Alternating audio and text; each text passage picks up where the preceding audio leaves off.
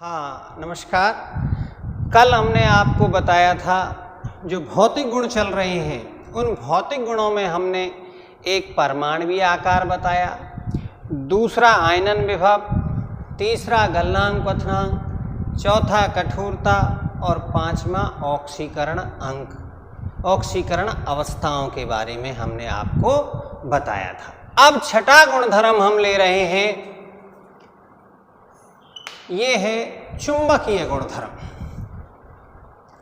यानी जो संक्रमण तत्व हैं उन संक्रमण तत्वों कैसे होते हैं, अनुचुंबकीय होते हैं या प्रतिचुंबकीय होते हैं या कैसे होते हैं, इसके बारे में हम आपको बताएंगे। तो इसका क्या कारण है कि ये जो संक्रमण तत्व हैं ये चुंबकीय गुणधर्म प्रदर्शित करते हैं। तो आप जानते हैं कि जो इलेक्ट्रॉन होता है, इलेक्ट्रॉन दो प्रकार की गति करता है, एक तो अक्षीय गति और दूसरा नाभिक के चारों ओर चक्रण गति। यानी इलेक्ट्रॉन अपने अक्ष पर चक्कर लगाने के साथ साथ नाभिक के चारों ओर भी चक्कर लगाता है, और जब ये नाभिक के चारों ओर चक्कर लगाता है तो एक बात होती है, वो ये कि चुंबकीय क्षेत्र उत्पन्न होता है, चुंबकीय क्षेत्र उत्पन्न होता है। और इसे जब हम बाह्य चुंबकीय क्षेत्र के संपर्क में लाते हैं, जब बाह्य चुंबकीय क्षेत्र के संपर्क में लाया जाता है तो तीन बातें संपन्न होती हैं। कौन कौन सी होती है? पहला अनुचुंबकीय,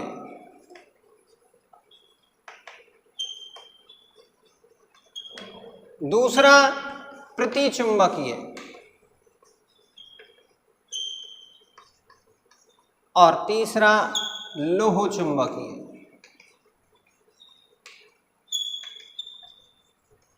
यानी इलेक्ट्रॉन अपने अक्ष पर गति करने के साथ साथ नाभिक के चारों ओर भी चक्रण गति करता है, और चक्रण गति करने से चुंबकीय क्षेत्र उत्पन्न होता है।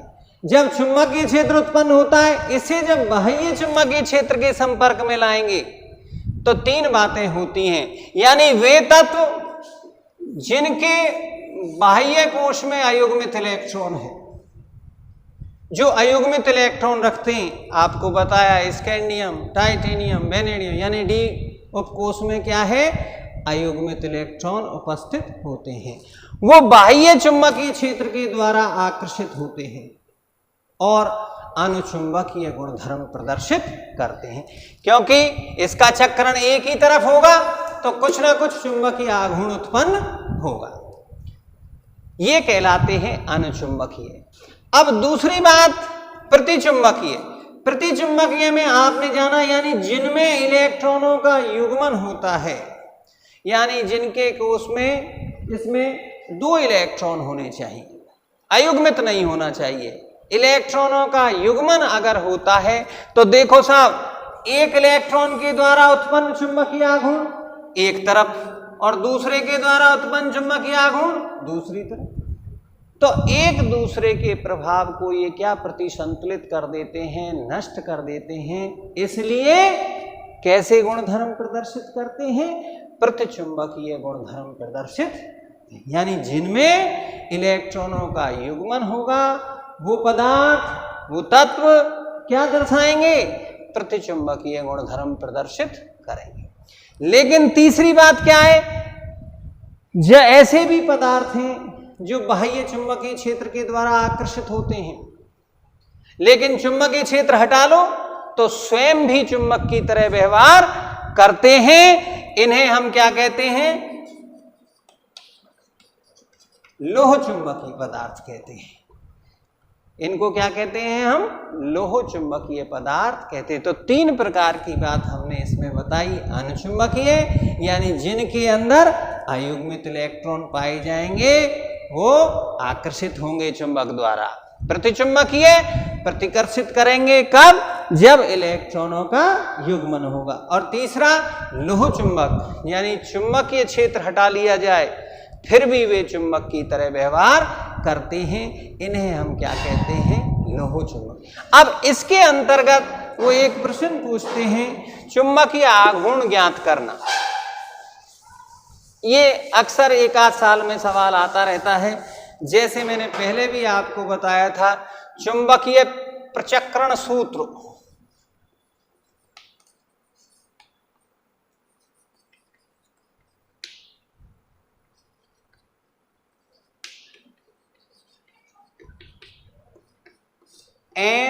n+2 Bm।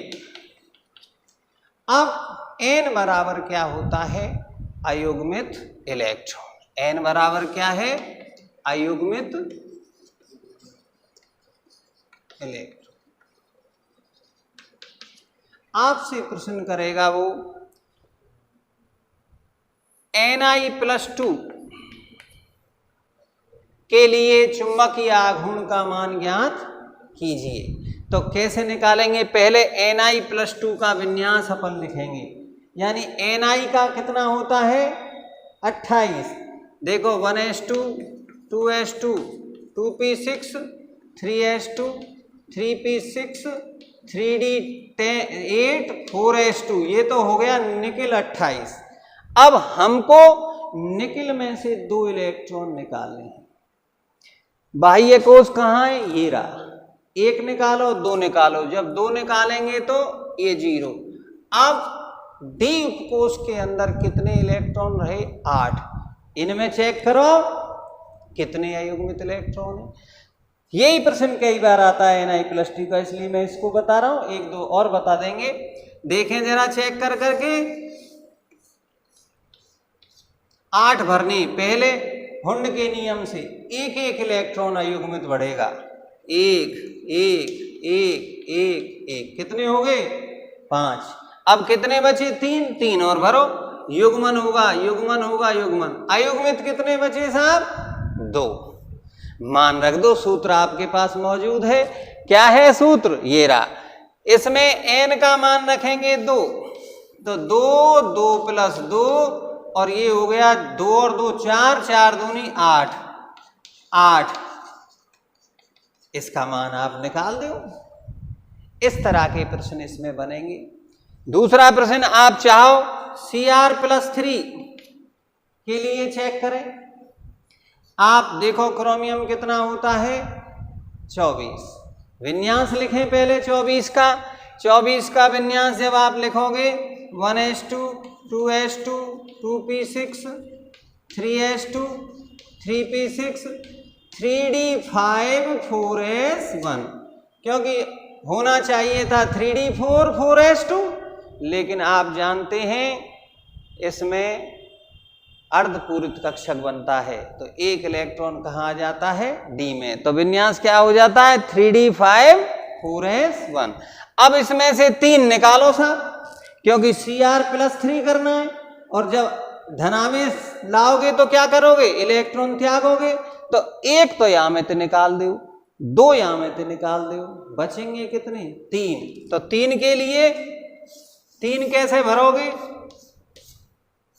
1 2 3, कितने अयुग्मित हो गए? 3। सूत्र में मान रख दो, बराबर n बराबर 3।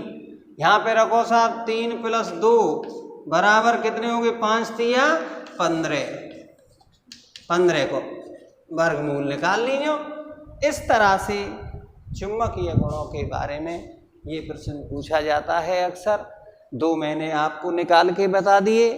1-2 विन्यास आप लिख करके Fe+2 का निकाल दो, हैं Mn+3 का निकाल दो। इस तरह से, और बहुत सौ के तो 0 आएंगे।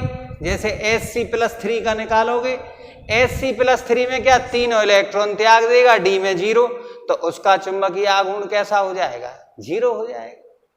इस तरह से इस पर प्रश्न बनते हैं। चुंबकीय गुणधर्म, तो चुंबकीय गुणधर्म यानी जो अयुग्मित इलेक्ट्रॉन रखेगा चुंबक द्वारा आकर्षित होगा, जिसमें इलेक्ट्रॉनों का युग्मन होगा वो चुंबक द्वारा प्रतिकर्षित होगा। अब ये बात तुम्हें गांठ बांध के ध्यान रखनी है, क्योंकि अगले पाठ में इसके बारे में आपको प्रश्नों का सामना करना पड़ेगा।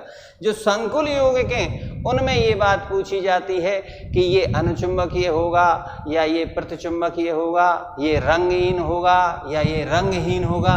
तो जिनमें 95% सत्य जाती है ये बात, जिनके अंदर अयुग्मित इलेक्ट्रॉन पाए जाएंगे वो अनुचुंबकीय ही होंगे। 95 कह रहा हूं, कहीं कहीं कोई गड़बड़ आ जाए, अनुचुंबकीय में तो नहीं आएगी लेकिन रंग में आ सकती है।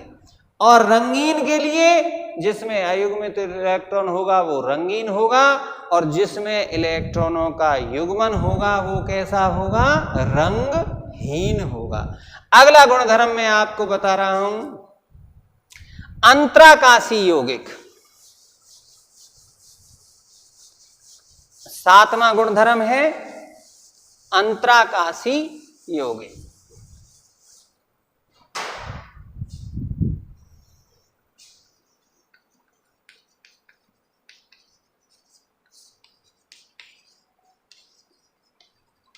देखो साहब, अंतराकाशी यौगिक या अंतराली यौगिक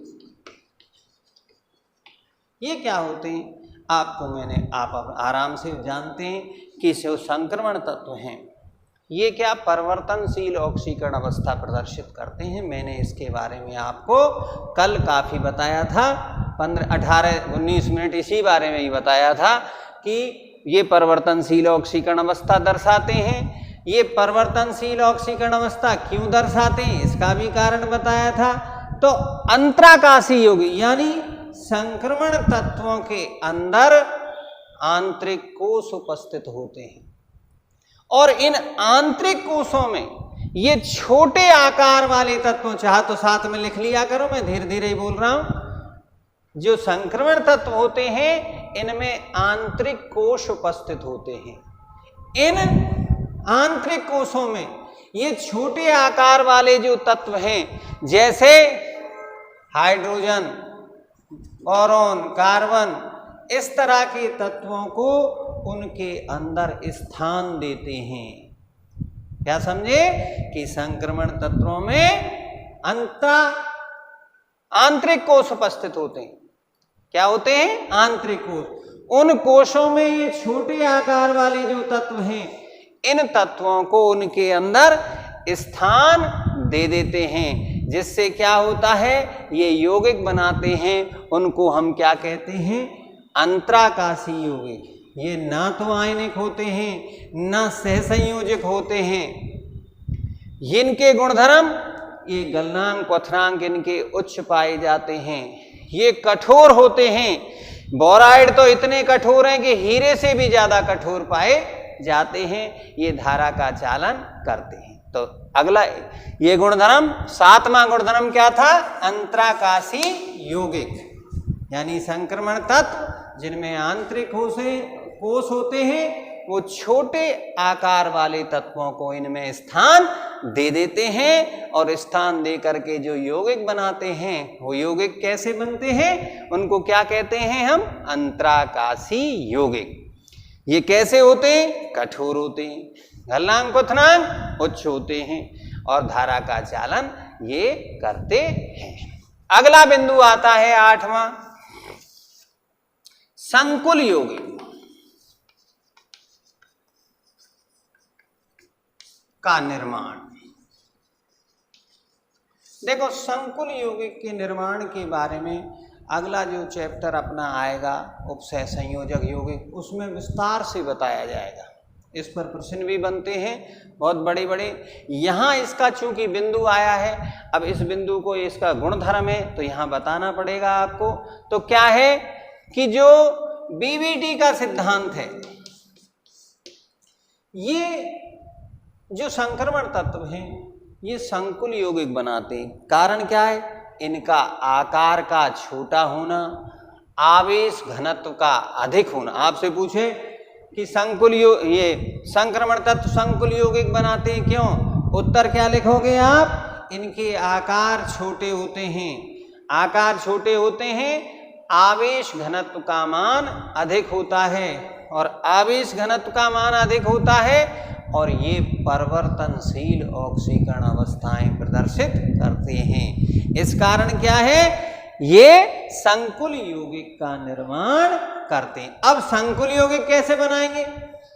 पहले जो भी संक्रमण तत्व होगा वो अपनी ऑक्सीकरण, पहला बिंदु इसका, संक्रमण तत्व संकुल यौगिक बनाते हैं, इसका पहला बिंदु क्या है? थ्योरी ऑफ बीबीटी के अनुसार, बैलेंस बॉन्ड थ्योरी के अनुसार, संयोजकता बंध सिद्धांत के अनुसार पहला बिंदु इसका ये है कि जो भी संक्रमण तत्व है वो अपनी ऑक्सीकरण अवस्था के अनुसार इलेक्ट्रॉन त्याग करता है और इलेक्ट्रॉन त्याग करके रिक्त डी कक्षक उपलब्ध कराता है। पहला बिंदु क्या है? संक्रमण तत्व अपनी ऑक्सीकरण अवस्था के अनुसार इलेक्ट्रॉन त्याग करके रिक्त डी कक्षक उपलब्ध कराते। ये रिक्त डी कक्षक संकृत होकर के संकृत कक्षकों का निर्माण करते हैं। दूसरा बिंदु क्या है? ये रिक्त डी कक्षक जो है वो आपस में संकृत होकर के संकृत कक्षक का निर्माण करते हैं और इन संकृत कक्षकों में लिगेंड अपना इलेक्ट्रॉन युग्म दे करके संकुल यौगिकों का निर्माण करते हैं। क्या है संकुल यौगिक? यानी अपनी ऑक्सीकरण अवस्था के अनुसार इलेक्ट्रॉन त्यागना और त्याग करके रिक्त डी कक्षक उपलब्ध कराना। वे रिक्त डी कक्षक आपस में संकृत होकर के संकृत कक्षक बनाते हैं और संकृत कक्षकों में लिगेंड जो हैं, लिगेंड के बारे में हम आगे बताएंगे, जो जुड़ने वाले हैं, दाता परमाणु हैं, वो सब लिगेंड कहलाते हैं। ये ClBr इस तरह से आप लोग जानते हैं, अगले चैप्टर में पूरा आएगा। ये अपना इलेक्ट्रॉन युग्म दे करके और क्या करते हैं? संकुल यौगिक का निर्माण करते हैं। अगर इसमें, अब इनमें अगर इनके डी कक्षक में कोई अयुग्मित इलेक्ट्रॉन है तो वो अनुचुंबकीय कहलाएगा और इलेक्ट्रॉनों का युग्मन है तो वो कैसा कहलाएगा? प्रतिचुंबकीय कहलाता है। अब इसमें आगे की बात, अंदर के डी कक्षक भाग लेंगे या बाहर के डी कक्षक भाग लेंगे, ये सारी बातें अपन बीबीटी सिद्धांत के अंतर्गत आगे पढ़ाएंगे। तो 3 बिंदु मैंने आज आपको बताए, चुंबकीय गुणधर्म, फिर अंतराकाशीय यौगिक और फिर तीसरा संकुल यौगिक का निर्माण। अब आता है रंगीन आयन। इसके बाद बताते हैं हम आपको रंगीन आयन।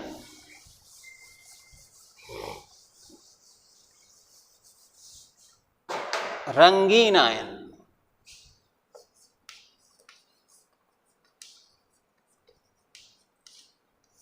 देखो, रंगीन आयन के बारे में, इनके रंगों के बारे में बताने के लिए आपको एक दूसरा सिद्धांत काम करता है, जिससे क्रिस्टल क्षेत्र विपाटन सिद्धांत, क्रिस्टल क्षेत्र विपाटन सिद्धांत। इसमें क्या है साहब? क्रिस्टल क्षेत्र विपाटन सिद्धांत के अंतर्गत कि जो डी उपकोष होते हैं, जो डी कक्षक होते हैं,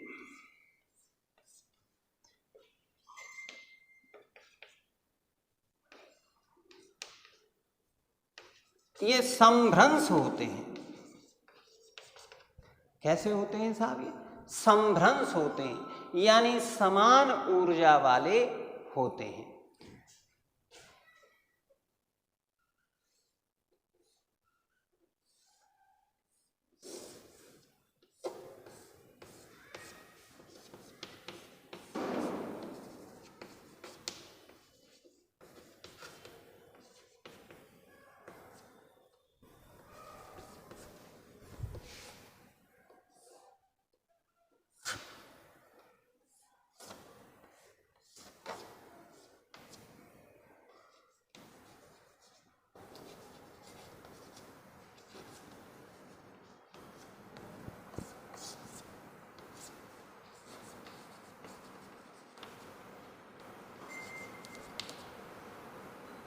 इनके बीच दूरी ये न्यूटन।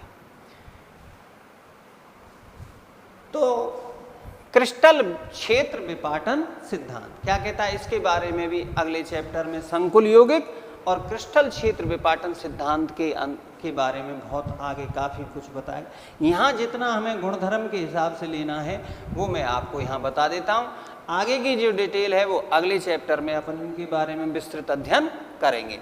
तो क्या है साहब कि क्रिस्टल क्षेत्र विपाटन सिद्धांत क्या है कि जो डी कक्षक होते हैं वो समभ्रंश होते हैं। समभ्रंश यानी समान ऊर्जा वाले होते हैं, लेकिन जब ये लिगेंडों से घिरे हुए होते हैं और लिगेंड इनके अक्ष के अनुदिश पास पास आते हैं तो ये प्रतिकर्षण के कारण ये दो भागों में विभक्त हो जाते हैं।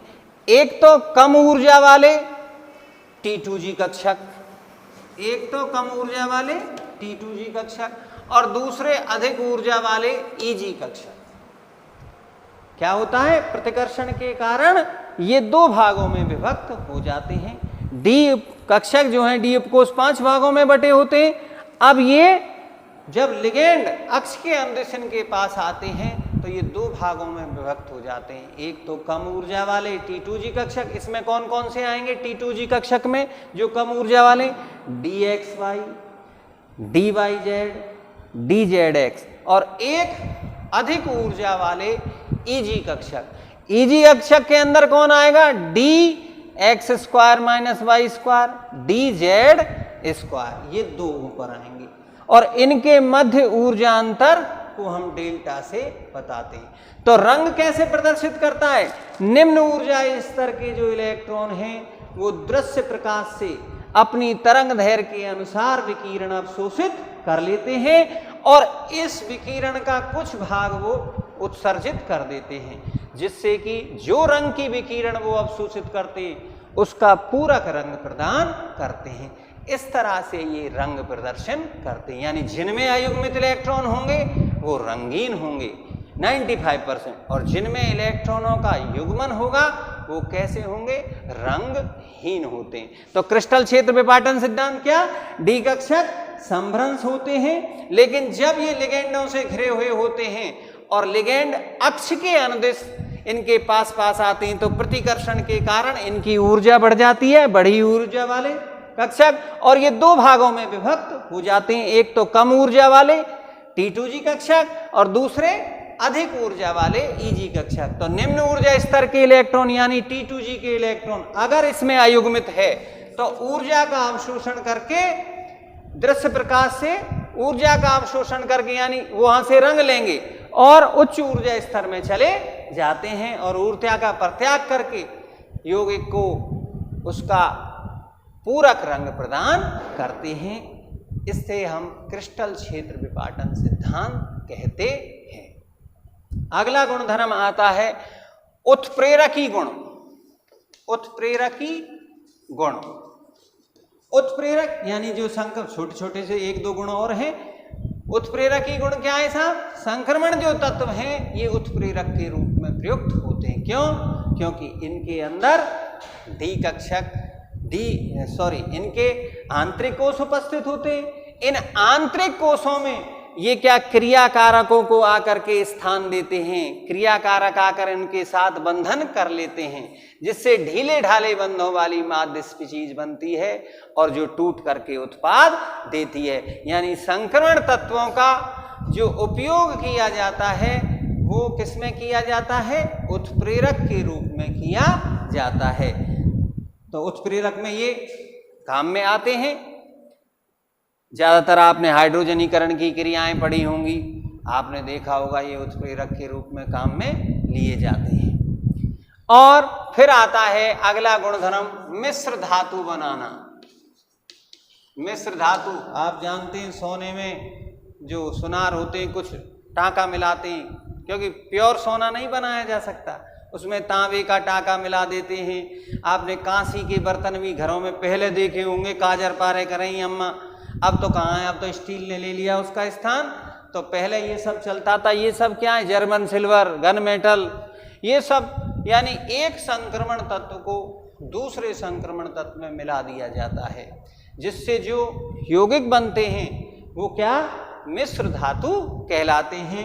यानी क्यों ये मिश्र धातु क्यों बनाते हैं?